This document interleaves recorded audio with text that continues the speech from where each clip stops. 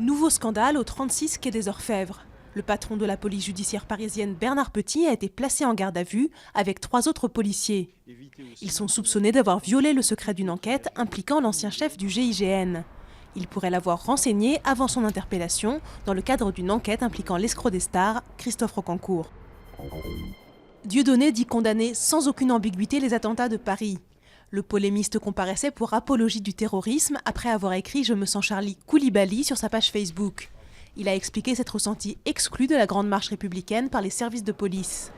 Le parquet a requis 30 000 € d'amende sous peine d'emprisonnement. Les nouveaux dirigeants grecs poursuivent leur tour d'Europe. Le ministre des Finances Yanis Varoufakis a rencontré à Francfort le patron de la BCE, tandis qu'Alexis Tsipras se rendait à Bruxelles et à Paris. Le Premier ministre a proposé un plan de réforme et de financement en 4 ans, comprenant une lutte radicale contre la corruption et la fraude fiscale, ainsi qu'un allègement des obligations budgétaires de la Grèce.